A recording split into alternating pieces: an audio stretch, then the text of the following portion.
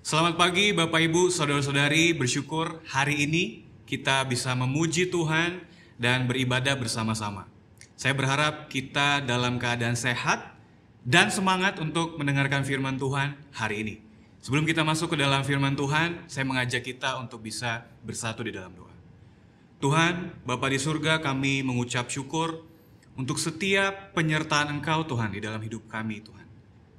Di tiap minggu, setiap hari Tuhan, banyak Tuhan berkat Engkau, banyak juga Tuhan penyertaan Engkau Tuhan di dalam hidup kami.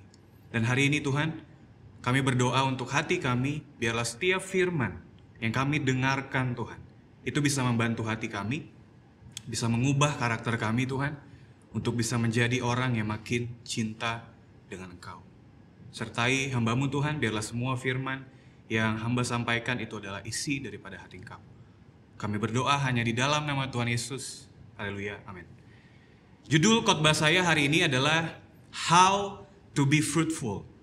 Di ayat tema kita bulan ini dalam Kejadian pasal 43, ayat ketiga sampai ke-4a dikatakan, berkatalah Yakub kepada Yusuf, Allah yang maha kuasa telah menampakkan diri kepadaku di Luz, di tanah Kanaan, dan memberkati aku, serta berfirman kepadaku, akulah yang membuat engkau beranak cucu, dan aku akan membuat engkau bertambah banyak dan menjadi sekumpulan bangsa-bangsa. Di dalam bahasa Inggris dikatakan, I will make you fruitful. Ayat ini bicara berbuah secara keturunan daripada Yakub, di mana Yakub memberkati Manasye dan juga Efraim. Dalam pasal berikutnya, pada pasal 49 ayat 2 dikatakan, berhimpunlah kamu dan dengarlah ya anak-anak Yakub, dengarlah kepada Israel ayahmu. Jadi Yakub di akhir pada usia hidupnya memberkati ke-12 anaknya. Yang kita tahu hari ini mereka menjadi suku daripada Israel. Ada 12 anak daripada Yakub. Dimulai dari Ruben hingga Benyamin. Dan di sini bisa kita lihat bahwa anak-anak daripada Yakub mendapatkan berkat yang berbeda-beda berdasarkan kehidupan mereka. Kita sempat belajar dari kisah daripada Yusuf, di mana hidupnya sebelum diberkati di pasal 49 ini, dia adalah orang yang sangat setia. Tapi ada juga anak-anak daripada Yakub, mereka adalah orang-orang yang kurang setia. Ada yang berbuah dan ada yang tidak berbuah. Di dalam perjanjian baru kita juga bisa mendapatkan pelajaran mengenai berbuah sebagai seorang Kristen, sebagai seorang pengikut Tuhan. Buah-buah itu bisa dalam buah roh, kasih, sukacita, damai sejahtera, kesabaran, kemurahan, kesetiaan, kelemah lembutan, dan penguasaan diri. Atau buah pertobatan, di mana kita bisa berubah dari karakter lama kita menjadi orang yang mau untuk bisa diubahkan sama Tuhan. Atau juga buah jiwa, di mana kita memenangkan orang untuk bisa mengenal siapa itu Tuhan. Selain daripada berbuah, kita juga belajar sebaliknya, kita bisa menemukan pelajaran mengenai gagalnya orang berbuah di dalam Alkitab, atau unfruitful. Paulus dan Petrus dalam suratnya di Perjanjian Baru beberapa kali membagikan hal tentang gagal berbuah. Contohnya di Efesus 5 ayat 11 dikatakan, janganlah turut mengambil bagian dalam perbuatan-perbuatan kegelapan yang tidak berbuah apa-apa. Tetapi sebaliknya telanjangilah perbuatan-perbuatan itu. Di Titus 3 ayat 14 dikatakan, dan biarlah orang-orang kita juga belajar melakukan pekerjaan yang baik untuk dapat memenuhi keperluan hidup yang pokok, supaya hidup mereka jangan tidak berbuah. Di 2 Petrus ayat 1, di 2 Petrus 1 ayat 8 maksud saya, di dalam bahasa Inggrisnya dibilang, for if these things reside in you and abound, they ensure that you will neither be useless nor unfruitful in the knowledge of our Lord Jesus Christ. Atau contoh yang terakhir di dalam 1 Korintus 3 ayat 1, di mana dikatakan orang-orang kudus yang tidak berbuah adalah orang-orang yang percaya kepada Kristus, tetapi mereka masih seperti bayi yang selalu disuapi oleh makanan yang lunak dan tidak berbuah. Kata tidak berbuah juga disebut di dalam konkordasi Alkitab atau bahasa Yunani, artinya adalah akarpos, atau di dalam Strong G175 artinya adalah without fruit, tanpa buah, atau barren, atau tandus, atau satu lagi yang jangan-jangan kita juga bisa terjebak dalam hal ini, not yielding what it ought to yield, atau tidak menghasilkan apa yang seharusnya kita bisa hasilkan di dalam Tuhan. Sangat menarik karena Tuhan katakan, Tuhanlah yang membuat kita berbuah. Tuhanlah yang bilang, I will make you fruitful. Tapi di satu sisi, di dalamnya juga ada bagian kita untuk meresponi hingga pada akhirnya buah itu bisa ada. Ada missing link, yaitu antara keinginan Tuhan yang begitu luar biasa untuk kita dan juga respon daripada hidup kita juga. Contoh, misal seorang tua memiliki satu anak berkuliah misalnya. Dia sediakan untuk anaknya kebutuhan-kebutuhan untuk dia bisa berkuliah dengan baik, mendapatkan pendidikan yang baik, entah itu dari segi buku, entah itu dari segi uang, dan lain-lain. Tapi pada akhir daripada masa kuliahnya, anak itu justru tidak lulus atau tidak berbuah. Sudah diberikan support, tapi tidak ada hasilnya. Apa perasaan yang kita dapat kalau kita bisa bayangkan? Sama halnya dengan Tuhan, semestinya kita bisa berbuah sesuai dengan rancangan Tuhan. Maka dari itu hari ini saya akan bahas beberapa prinsip dasar dan praktikal. Bagaimana kita bisa berbuah. How to be fruitful.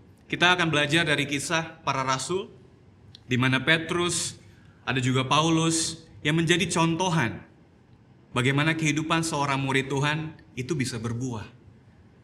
Poin saya yang pertama adalah desire atau menginginkan. Hari ini siapa kita di sini yang tidak ingin berbuah? Kita semua pasti mau berbuah atau menghasilkan sesuatu. Di dalam hidup kita, kita sadar bahwa Tuhan punya rancangan yang begitu luar biasa. Punya tujuan yang luar biasa untuk hidup kita.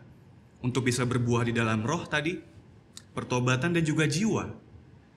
Bicara tentang keinginan atau desire, seperti Petrus pada kisah para rasul 2 ayat 40 dikatakan, dan dengan banyak perkataan lain, ia memberi suatu kesaksian yang sungguh-sungguh. Ia mengecam dan menasehati mereka, katanya, berilah dirimu diselamatkan dari angkatan yang jahat ini. Desire atau keinginan Petrus sangat besar. Ada keinginan yang begitu hebat agar orang-orang bisa bertobat. Sama seperti keinginan pada Yesus di Lukas 19 ayat 10. Dibilang, sebab anak manusia datang untuk mencari dan menyelamatkan yang hilang, agar banyak orang diselamatkan. Keinginan atau desire daripada Petrus sama seperti keinginan daripada Kristus. Keinginannya besar. Kita tahu di kisah para rasul 2 bagaimana kisah daripada Petrus yang pada akhirnya dia berbuah banyak. Diawali dahulu sempat dia menyangkal Tuhan 3 kali. Hingga kita melihat juga bagaimana Petrus ragu, dia bisa menjadi terang kembali setelah apa yang dilakukan. Dan kita tahu akhirnya setelah Yesus naik ke surga, dialah salah satu murid yang punya keinginan besar agar nama Tuhan dipermuliakan. Kita bisa melihat polanya ya, diawali dari pengertian yang berubah tentang Tuhan, lalu kepada keinginan untuk berbuah. Bukan saja hanya Petrus, Paulus di buku Kisah Para Rasul 9 ayat 16, 19 sampai 20 dikatakan, aku sendiri akan menunjukkan kepadanya betapa banyak penderitaan yang harus ia tanggung oleh karena namaku. Dan setelah ia makan, pulihlah kekuatannya. Saulus tinggal beberapa hari bersama-sama dengan murid-murid di Damsyik. Ketika itu juga ia memberitakan Yesus di rumah-rumah ibadat dan mengatakan bahwa Yesus adalah anak Allah. Paulus yang dulunya kita tahu Saulus, dengan pernyataan Tuhan itu tadi, penderitaan, Yang dikatakan dia tidak ragu untuk mengikut Tuhan. Justru yang timbul adalah keinginan yang besar agar tujuan Tuhan dalam hidupnya digenapi. Agar tujuan Tuhan, rancangan Tuhan itu terjadi di dalam hidupnya dia. Mari sejenak kita bayangkan kalau kita menjadi Paulus waktu itu. Paulus punya banyak alasan untuk tidak mengenal siapa itu Tuhan. Dan mungkin dia bisa memilih untuk mengeraskan hatinya. Dia bisa beralasan dan mungkin bisa bersikukuh siapa itu Tuhan yang membuat dia buta. Paulus juga adalah salah satu keturunan daripada Benyamin, 12 suku Israel, anak-anak daripada Yakub. Tapi suku ini adalah suku yang dikatakan di Kejadian 49 seperti serigala yang rakus, atau suku dengan reputasi keganasan yang luar biasa. Tapi melalui pengertian akan Tuhan yang berubah, Paulus memiliki keinginan atau desire untuk nama Tuhan dipermuliakan. Hari ini Bapak Ibu Saudara-saudari, tidak ada yang lebih berpengaruh di dalam hidup kita daripada kita sendiri. Baik itu tentang pengertian atau keputusan yang kita ambil di dalam hidup kita. Karena tidak ada yang berbicara kepada kita lebih daripada diri kita sendiri.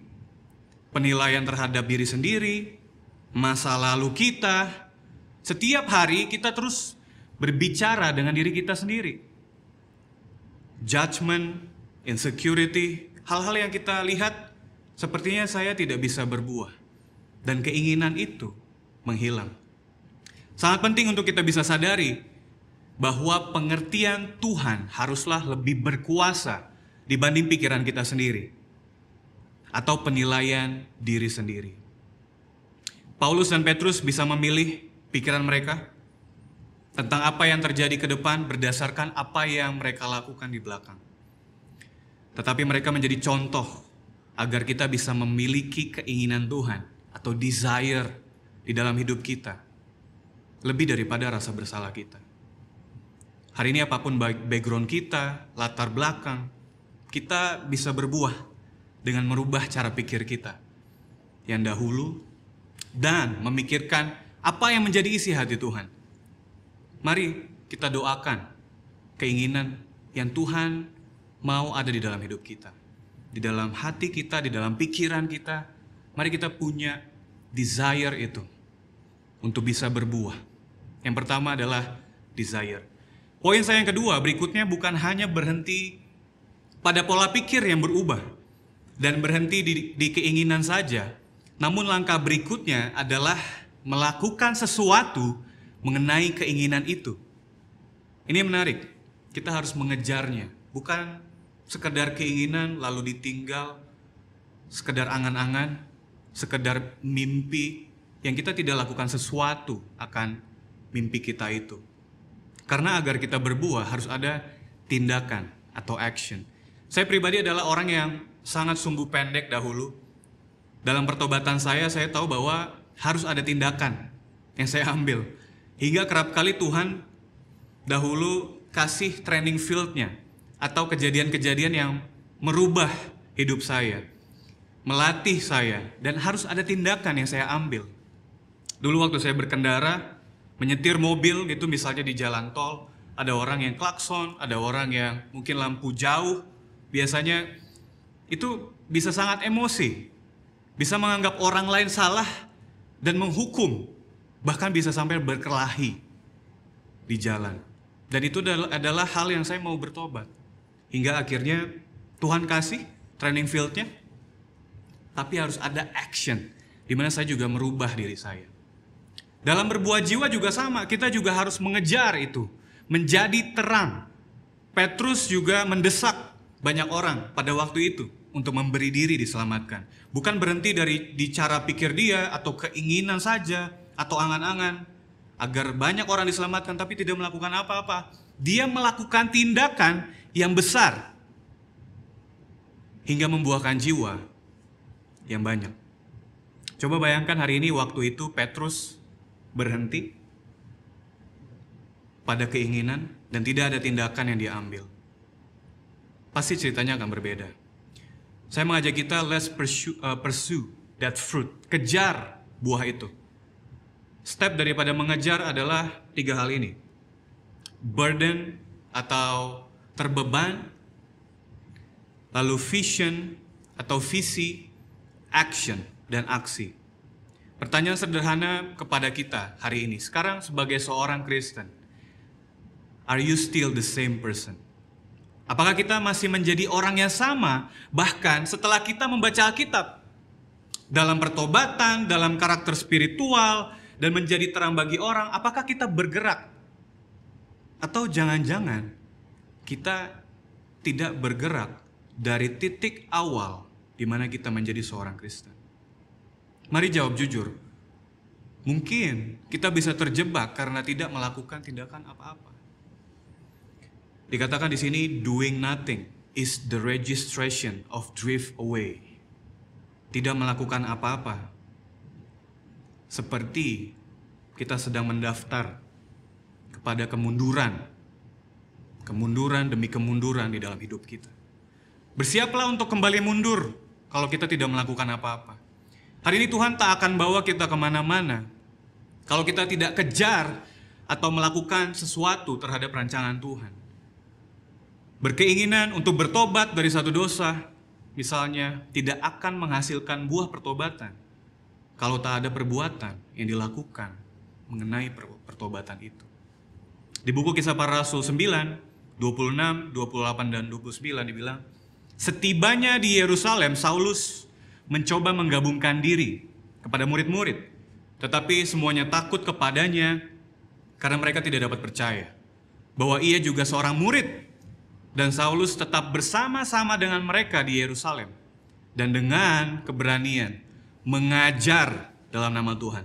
Ia juga berbicara dan bersoal jawab dengan orang-orang Yahudi yang berbahasa Yunani, tetapi mereka itu berusaha membunuh dia. Paulus lagi-lagi melakukan sesuatu, bukan berhenti di keinginan saja, tapi dia take action, dia ambil tindakan. Banyak bahkan orang yang meragukan dia karena kehidupannya dulu. Tapi dia memilih untuk bisa tinggal bersama murid-murid. Dia kejar, dia merubah paradigmanya dan paradigma orang lain. Dan dia menginjil. Ada sesuatu yang dilakukan dan dia nggak tinggal diam.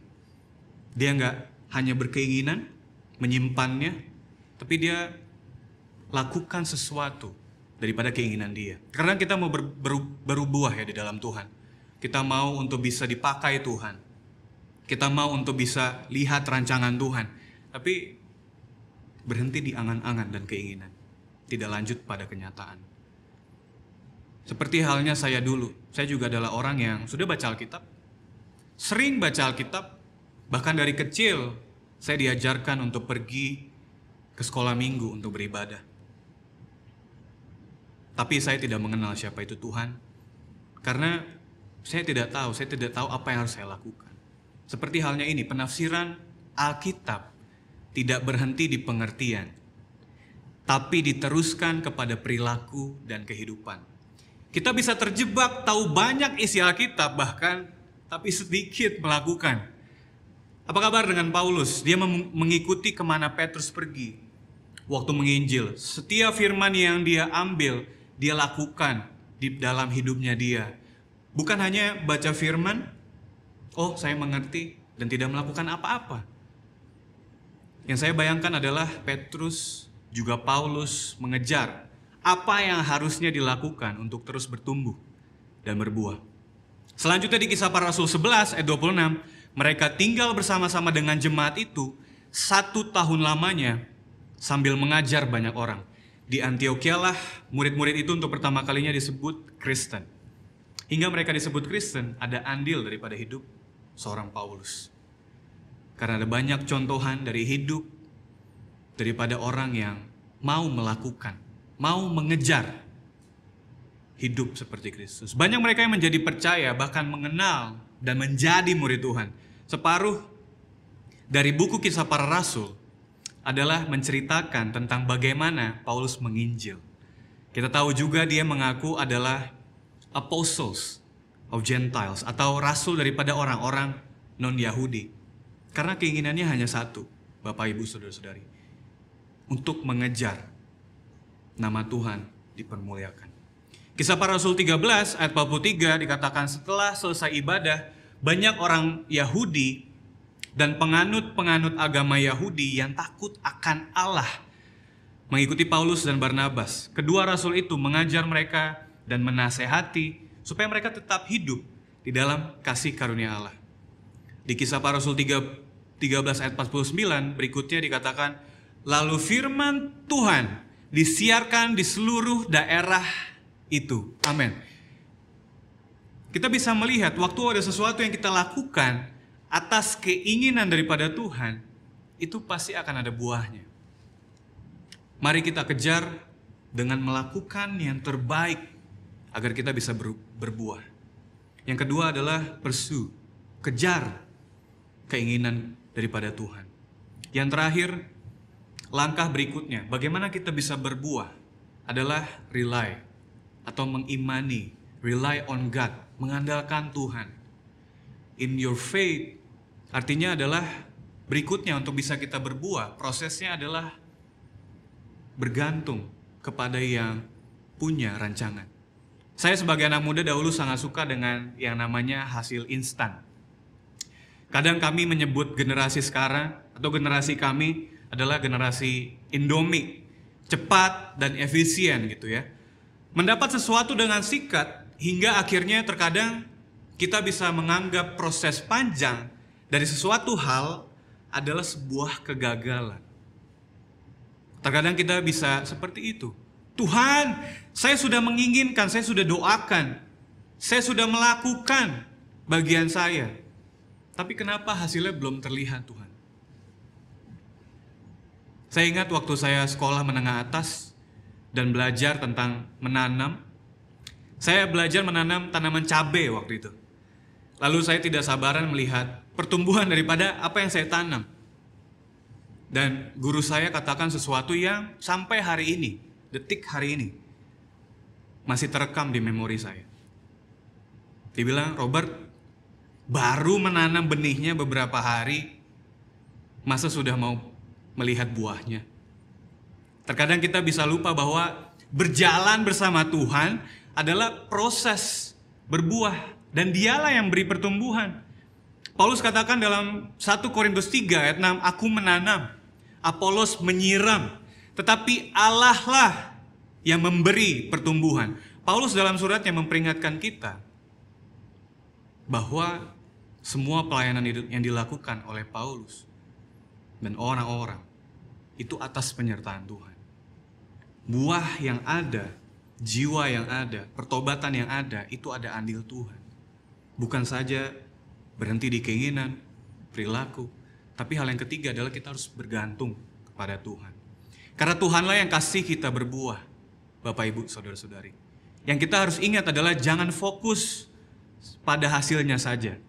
Jangan bandingkan proses diri sendiri dengan proses orang lain. Dan sabar menunggu waktu Tuhan. Di mana waktu Tuhan tak pernah terlambat. Dan juga gak pernah terlalu cepat. Waktunya selalu tepat. God's perfect timing. Dalam mengimani, bergantung kepada Tuhan, ada 3 hal yang kita harus fokus. Fokus kepada proses, fokus kepada ketekunan kita, perseverance, dan patience. Sabar menanti buah daripada waktunya Tuhan. Dalam perjalanan Paulus di Kisah Para Rasul 11 ayat 21 dikatakan, dan tangan Tuhan menyertai mereka, dan sejumlah besar orang menjadi percaya dan berbalik kepada Tuhan. Ada kata tangan Tuhan menyertai mereka. Maka dari itu mereka berbuah. Bukan karena kekuatan kita hari ini. Bukan karena siapa kita. Bukan karena kehebatan kita, tapi karena penyertaan Tuhan. Jadi hari ini kita berbuah di dalam Tuhan. Bagaimana caranya untuk bisa berbuah? Kita perlu mengerti bahwa Tuhan punya keinginan agar kita berbuah. Tapi pertanyaannya, apakah kita juga demikian? Memiliki keinginan yang sama, yang mirroring, berkaca dengan keinginan Tuhan. Memiliki keinginan untuk nama Tuhan dipermuliakan. Memiliki keinginan yang mendesak untuk bisa bertobat, memiliki keinginan untuk bisa berbuah jiwa. Seperti Yunus kepada Tuhan, apakah kita justru lari dari keinginan Tuhan hingga buah itu hari ini belum ada? Hari ini belum tampak buahnya. Kita suka berpikir bahwa kita tidak akan pernah lari dari panggilan Tuhan. Tetapi dengan cara yang bahkan tidak kita sadari, Anda dan juga saya, kita semua bisa berlari setiap hari dari panggilannya dan sampai hari ini tidak berbuah.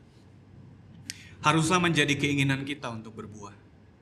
Ada desire yang besar dari dalam hati kita. Berbuah di dalam Tuhan memerlukan jembatan antara desire, keinginan dengan tujuan. Yaitu yang kedua adalah tindakan kita. Apakah kita mau mengejar itu dan berlari bersama Tuhan? Yang kedua adalah kita harus mengejarnya, pursue. Mengejar kehendak Tuhan. Dan yang terakhir, apakah kita setia dengan iman kita sampai akhir? Sampai titik tujuan di mana kita diproses oleh Tuhan.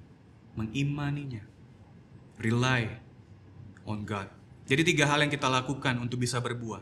How to be fruitful. Hari ini adalah menginginkan. Ada desire in your mind. Dalam pikiran dan hati kita. Yang kedua adalah mengejar. Pursue with your action. Dengan tindakan kita. Dan yang terakhir adalah mengimaninya. Atau rely on your faith. Pertama, it has to be in your mind. It has to be in your action. And it has to be in your faith. Dan saya berdoa kita bisa berbuah di dalam Tuhan. Mari kita bersatu di dalam doa. Tuhan, kami bersyukur hari ini Bapa. Kalau firman Engkau terus menegur dan merubah kami Tuhan. Terima kasih untuk setiap proses di dalam hidup kami. Di mana kami tahu Tuhan, kami harus punya keinginan yang sama Tuhan dengan Engkau. Dan kami juga harus punya tindakan dalam keinginan itu. Sehingga kami bisa berbuah Tuhan. Tapi kerap Tuhan, sering kali Tuhan kami bisa tidak sabar untuk bisa melihat waktu Engkau. Ajar kami Tuhan untuk bisa beriman di dalam Engkau. Bapa, kami berdoa supaya firman hari ini bisa membantu kami. Tuhan, kami juga berdoa untuk saudara-saudari kami yang sedang terkena COVID-19 Tuhan. Biarlah setiap proses daripada pengobatan itu bisa berjalan dengan baik Tuhan. Dan banyak orang yang pulih dari COVID-19. Terima kasih Tuhan, sertai kami. Kami berdoa hanya di dalam nama Tuhan Yesus Kristus. Haleluya. Amin. Tuhan memberkati.